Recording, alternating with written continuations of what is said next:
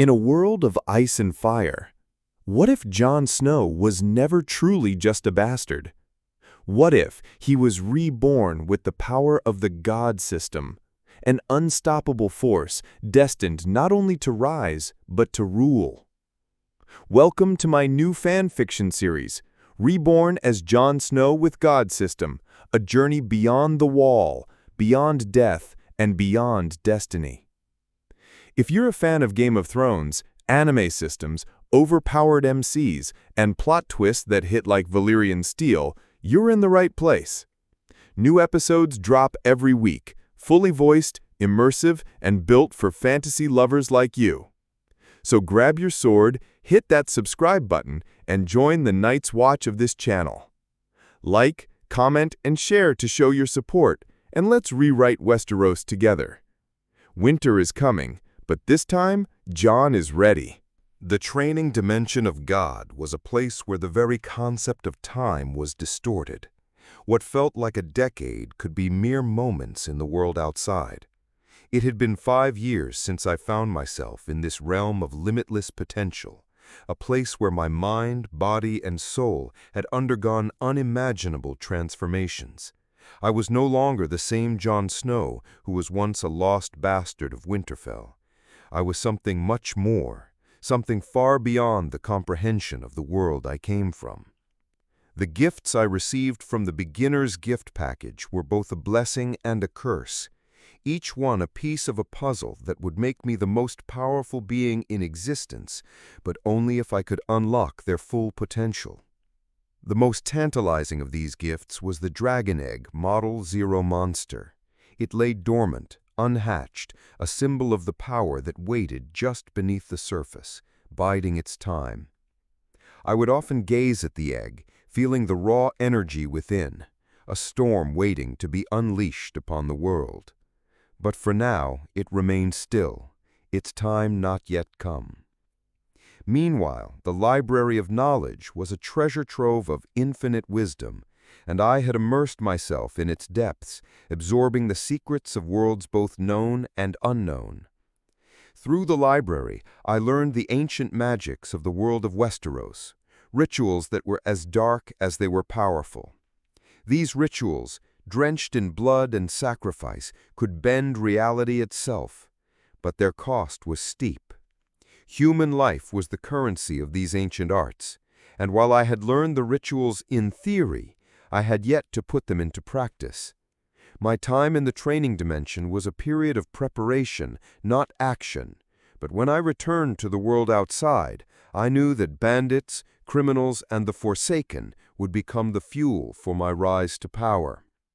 These rituals were gruesome, yes, but they held unimaginable potential. Through them I could reshape nature, alter the fates of men, and even bring the dead back to life. I had seen this in action through the resurrection of Jon Snow in the series, brought back by the Lord of Light's magic. But what I had now was different. This was not a miracle born of divine intervention. It was a methodical, calculated act of necromancy. Yet the cost was prohibitive.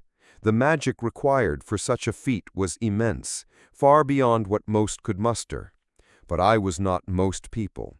With the right sacrifices, I could do more than bring someone back.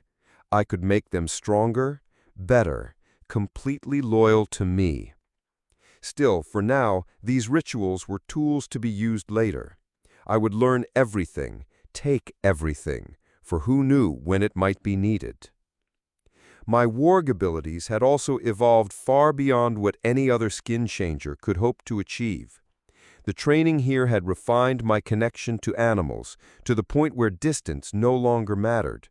Once I made that first contact, I could enter the mind of any beast, no matter where it was, no matter how far it roamed.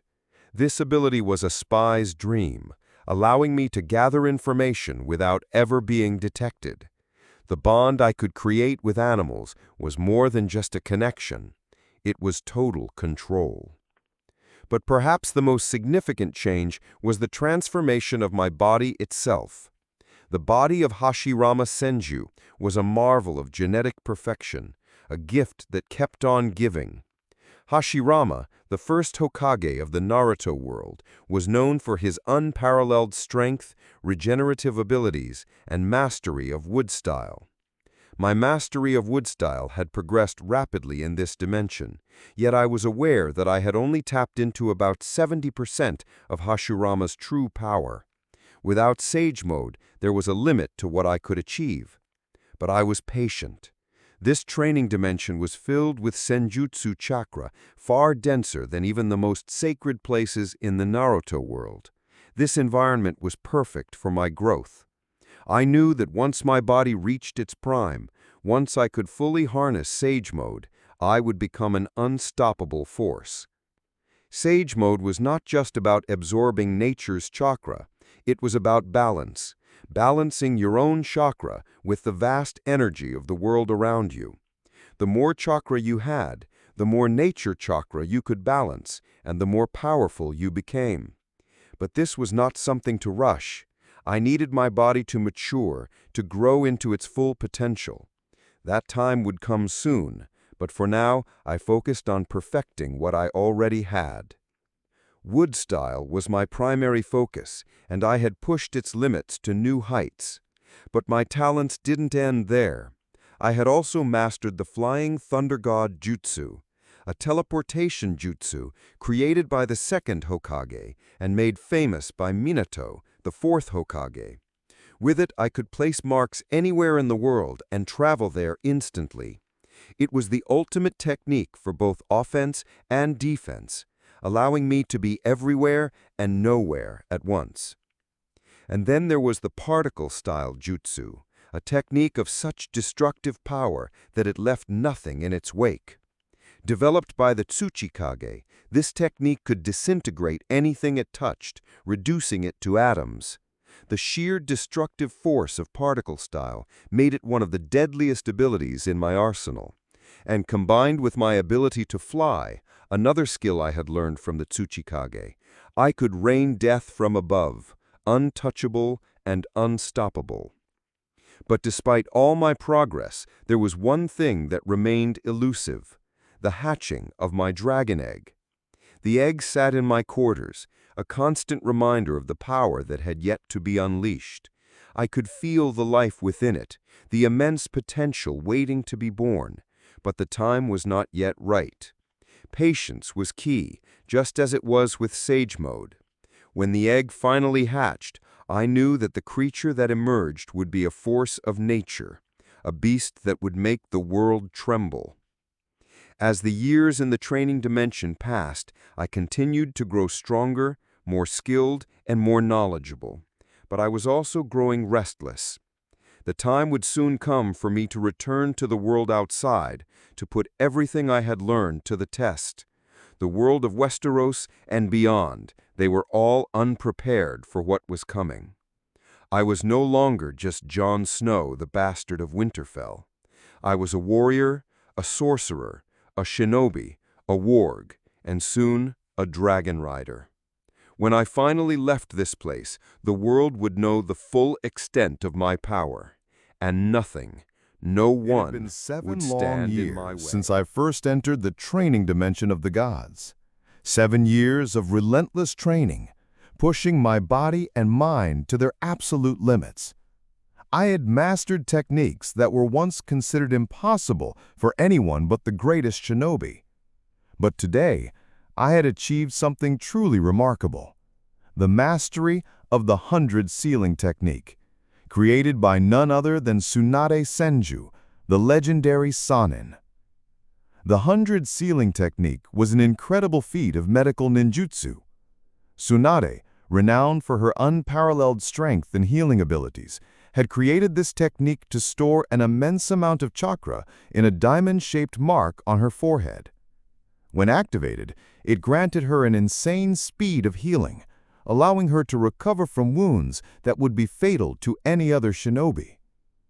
During the Fourth Great Ninja War, Madara Uchiha had once blown a hole through her stomach. But with this technique, Tsunade had healed the wound in mere moments, seemingly defying death itself. She had even claimed that when she used this technique, she was practically immortal. But I wasn't Tsunade, and the diamond-shaped seal wasn't on my forehead. No, the seal I had created was on the palm of my hand, a symbol of the path I had chosen and the power I had harnessed. For the past 6 months, I had been storing my healing chakra in this seal, pouring my godly reserves into it. With the vast amount of chakra at my disposal, I was confident that I had amassed more than enough to fully utilize the technique. The time had finally come to test my mastery. I could feel the anticipation building within me as I prepared to activate the 100 sealing technique for the first time. My heart raced as I focused on the seal, channeling the chakra that had been stored for months. The moment I activated the technique, I felt a surge of power flow through my body. The marks from my palms spread like wildfire, coursing across my skin until they covered my entire body. It was as if my very essence was being supercharged, my chakra reserves bolstered to unimaginable levels. I needed to test this newfound power, to see just how much my healing speed had increased. Without hesitation, I created 2 wood clones, their expressions mirroring my own determination. I gave them a simple command: attack me with everything they had. The clones didn't hesitate. They each took up a twin sword and, in a blur of movement, stabbed me simultaneously on both sides of my torso. I felt the cold steel pierce my flesh, the sharp pain radiating through my body. My clones quickly withdrew the swords, leaving 4 gaping wounds in my body. Ordinarily, even without the 100 sealing technique, I could have healed these wounds easily. My natural healing abilities were already incredible, allowing me to recover from injuries that would leave others incapacitated for days. All I had to do was focus my chakra on the wounds, and they would close up in seconds. But this time, I held back, resisting the urge to heal myself immediately. I wanted to see how much faster the 100 sealing technique would work. To my astonishment, the moment the swords were removed, my wounds began to heal at an unprecedented rate. I could feel the flesh knitting itself back together, the blood vessels sealing shut, and the skin regenerating in mere seconds. The pain was fleeting, replaced by a warmth that spread through my body as the injuries vanished. In less than a second, the wounds were completely healed, leaving no trace of the damage that had been inflicted. My breath caught in my throat as I realized what I had done. The 100 sealing technique had worked even better than I had anticipated. It had taken my already incredible healing speed and elevated it to a level that defied all logic. It was as if I had taken Tsunade's technique and pushed it beyond its original limits, refining it into something even greater. I had upgraded the 100 sealing technique to the next level. A sense of accomplishment washed over me as I deactivated the technique, the markings on my body fading back into the seal on my palm. I had done it. I had truly mastered the technique and taken it to new heights. But just as I was reveling in my success, a familiar voice echoed in my mind, breaking the silence. Ding! Congratulations, host, for not only mastering the technique, but even upgrading the technique. For upgrading the first technique, the system gives you a reward. I froze, my heart skipping a beat. But now it had returned, and it was offering me a reward for my achievement. Reward: Deadpool Healing Factor. The words echoed in my mind, and for a moment I could hardly believe what I was hearing. Deadpool's Healing Factor, the legendary regenerative ability that allowed its wielder to recover from virtually any injury, no matter how severe, and to live indefinitely. I clenched my fists, feeling a new power coursing through my veins. My journey was far from over, but with this newfound ability, I was ready to face whatever challenges lay ahead. The future was uncertain, but one thing was clear. I was something more, something greater, and with the Deadpool Healing Factor now at my disposal, This was really an unexpected reward to get the healing factor of Deadpool. I'm not excited for the healing ability of Deadpool because my own healing abilities are also very good. I'm excited because Deadpool is known for being immortal, because of his healing ability. Hashirama also had very good healing ability, but still, he died in the Naruto world, and he didn't die in the battle. It doesn't make any sense for him to die. It is said that he died from the wounds from his battle and for overusing his healing ability. I was like, are you even serious? He died because of wounds and overusing his healing ability? Because it's Hashirama Senju himself, the god of shinobi. People like Obito Uchiha came back from half-dead state because of Hashirama's cells. I mean, even after Hashirama's death, his cells are that powerful in Naruto series that it can give you wood style, heavy amount of chakra, vitality, and heal someone from half-dead state, though Zetsu was a big help for Obito. But still, Hashirama died from injuries from battle? I still cannot believe it. I think it was for the plot. If Hashirama wouldn't die, then how would the Great Shinobi War have started, and how would the story progress further? Whatever. It's been 7 years since I came to the training dimension of God, and had planned to train for 10 years. I was always thinking that I wasted my 10 years of lifespan, because outside, only 10 minutes would have passed. And I was now already 14 years now. But thanks for the unexpected reward, I no longer had to worry about my lifespan, because Deadpool was immortal and he didn't age at all. I don't know how many years can Deadpool live, but in comics, Deadpool lived for more than 800 years without aging. I was laughing when I sensed the energy wave. It was coming from my egg. In the I training think it was dimension time of for the God, dragon I egg have to been hatch. for 7 long years. I had trained relentlessly, mastering every skill, honing every instinct. Yet throughout it all, there had been one constant presence: my dragon egg. The gift from System, this egg was no ordinary dragon's egg. It contained the essence of something far greater, something that would change the very course of history. Ghidorah, the legendary 3-headed dragon. Today, as I focused my senses, I felt something shift in the atmosphere. A strange mix of magic and chakra waves pulsed through the air, growing stronger by the second. The source was unmistakable. It was coming from the egg. My heart raced with excitement as I realized that the time had finally come. After years of waiting, my dragon was about to hatch.